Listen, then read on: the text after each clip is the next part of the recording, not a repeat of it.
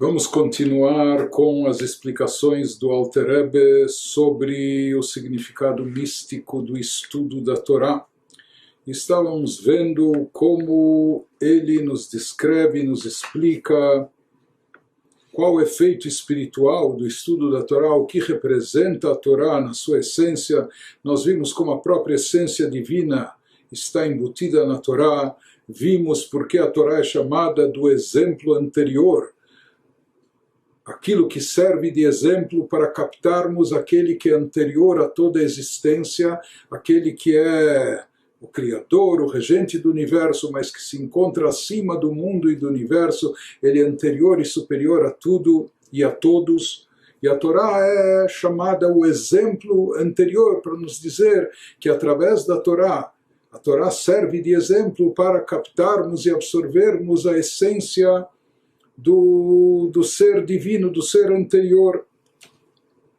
Nós vimos então, ele nos elaborou o papel e a função do exemplo, que é tornar acessível o conceito que de outra forma não seria compreendido pelo discípulo, pelo aluno, mas através da ilustração do exemplo, ele consegue desenvolver uma linha de raciocínio, primeiramente entendendo o exemplo em si, e a partir da sua compreensão do exemplo, ele projeta isso, a mesma linha de raciocínio, a mesma lógica, ele projeta isso em relação ao exemplificado, em relação ao tema original. E o mesmo ocorre conosco, que através da Torá, e somente através da Torá, nós podemos chegar a captar algo da essência infinita e ilimitada de Deus. E nós vimos que assim como exemplo, num primeiro momento para o aluno, o exemplo encobre, ele camufla a ideia em si. Muitas vezes, durante o exemplo, o aluno tem que prestar atenção no exemplo para compreendê-lo com todos os seus detalhes, porque o bom mestre, ele transmite a ideia através de um exemplo elaborado em todas as suas minúcias e seus detalhes. Cada um tem um significado que remete a uma parte essencial da ideia original. Então, enquanto o aluno está prestando atenção no exemplo, para entender o exemplo, muitas vezes ele nem percebe.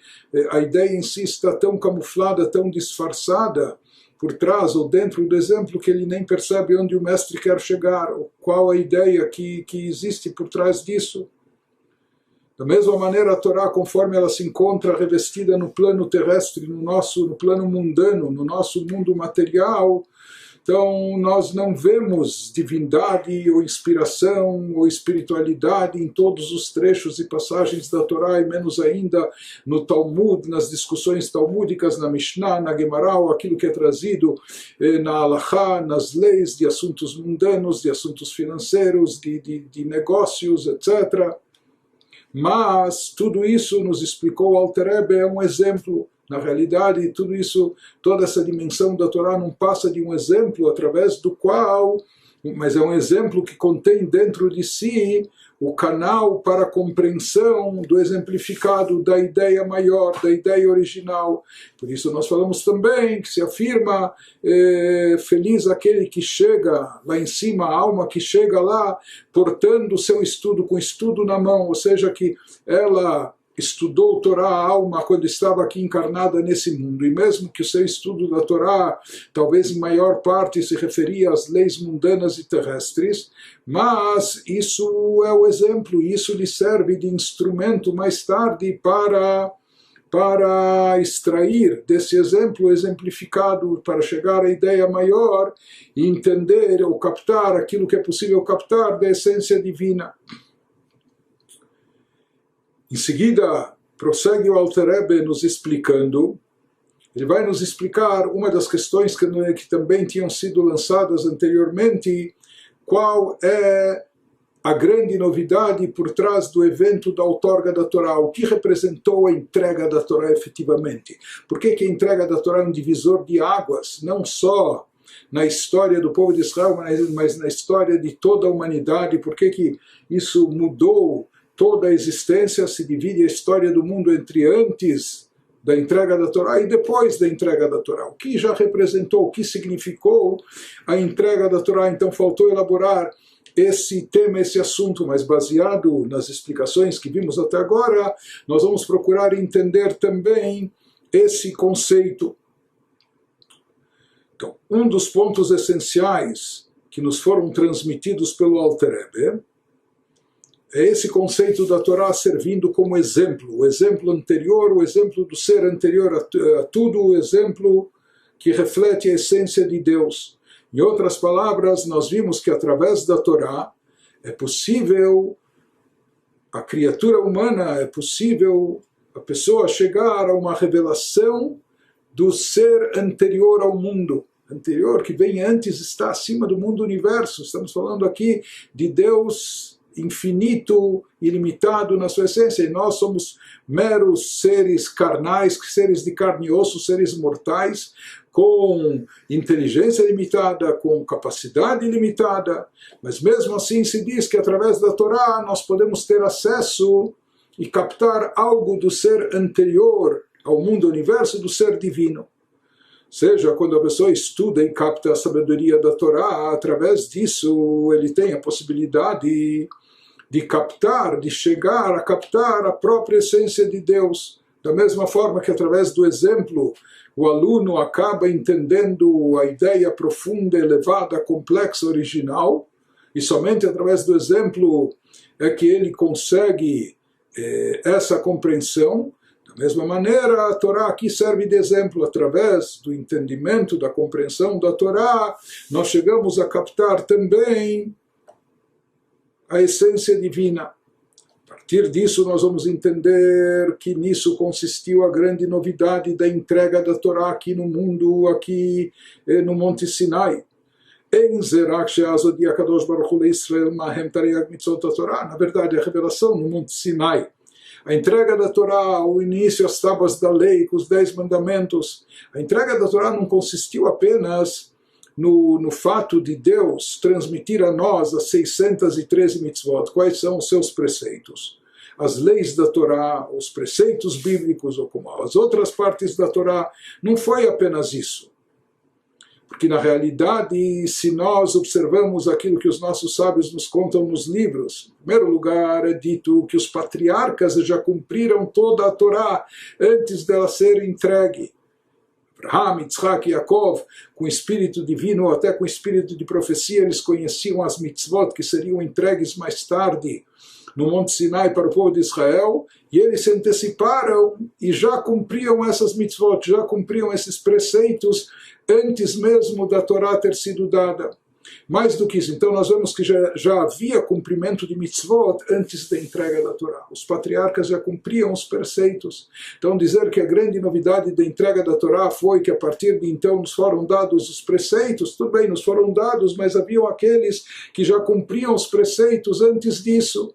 Então isso não se constitui ainda em algo inédito, em uma grande novidade.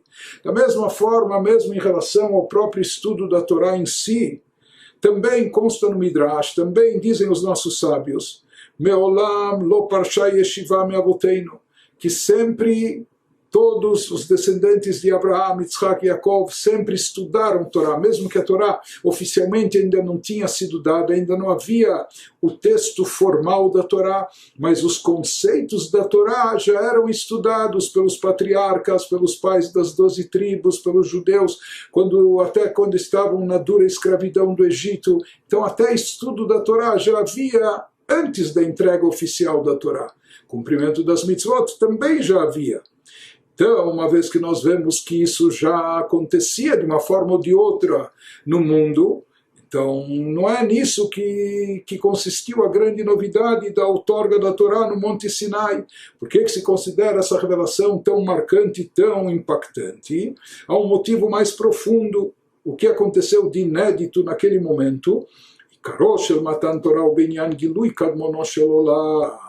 Na realidade, o que aconteceu no Monte Sinai, na outorga da Torá, foi que então se revelou o ser anterior ao mundo. o ser divino, a revelação divina. Pode ser, de fato, que os patriarcas já cumpriam mitzvot, mesmo antes da Torá ter sido dada. Pode ser que as tribos, etc., eles já estudavam conceitos da Torá, mesmo antes da Torá ter sido entregue. Portanto, já havia, de alguma forma, de alguma maneira, o estudo da Torá, como também prática das mitzvot, mas não havia revelação divina no mundo, não havia possibilidade de revelação divina no mundo. O mundo ainda não era um recipiente propício para captar revelação divina. Então, por mais que haviam iniciativas pessoais, particulares, por parte dos patriarcas no cumprimento das mitzvot, ou boa vontade por parte dos seus descendentes estudando conceitos da Torá que futuramente seriam entregues, mas isso era um esforço por parte do ser humano, mas não havia ainda a revelação divina. O que aconteceu na hora da entrega da Torá? O Be'et Kabbalat Torah Kiblu Israel Asagat Oren Sof B'chokhmah Shebatorah Beofen Galui Panim Bepanim. Se diz que somente na hora da entrega da Torá, nesse momento, o povo de Israel captou a luz infinita de Deus. Houve uma revelação divina no mundo que jamais havia acontecido até então. E uma revelação pública para milhões de pessoas, para todo o povo de Israel que estava em volta do Monte Sinai. Se revelou a luz divina presente na sabedoria da Torá. E que isso estivesse de uma forma evidente e explícita. Pode ser que antes também estudavam Torá, mas não captavam a divindade que havia nela. E aqui houve uma revelação ao vivo dessa luz divina. Que Yarad Hashem al Har Sinai, nesse momento que Deus, por assim dizer, desceu, ou se revelou no Monte Sinai, naquele instante os judeus viram e vivenciaram divindade. Assim está escrito no versículo bíblico, Atah horet aladat ki Hashem Elokim, você, naquele instante da revelação do Sinai, horeta, lhe foi mostrado, você viu, lhe foi dada a permissão de ver, de contemplar, você viu e conheceu, percebeu claramente a presença de Deus, a evidência da divindade no mundo. Ou seja, que naquele momento aconteceu não só uma revelação, mas da nossa parte, uma captação da divindade como algo muito até palpável, algo que nós vemos, ouvimos, sentimos, percebemos. Os judeus naquele momento, e apenas naquele momento, a partir daquele momento, por intermédio da entrega da Torá, vivenciaram divindade. E esse é o grande fato inédito, o ponto principal por trás do evento no Monte Sinai da entrega da Torá. Porque, como nós dissemos no estudo da Torá, a Torá é chamada de fato o exemplo do ser anterior. A Torá serve de exemplo e a única maneira de chegar ao ser superior a Deus. Então, isso significa que dentro da sabedoria bíblica que é estudada pela pessoa, está investida a própria essência de Deus.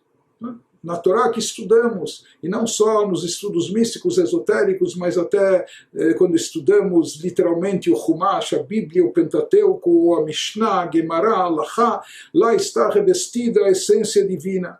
E como nós falamos que a Torá é descrita como a vestimenta do rei, o manto real.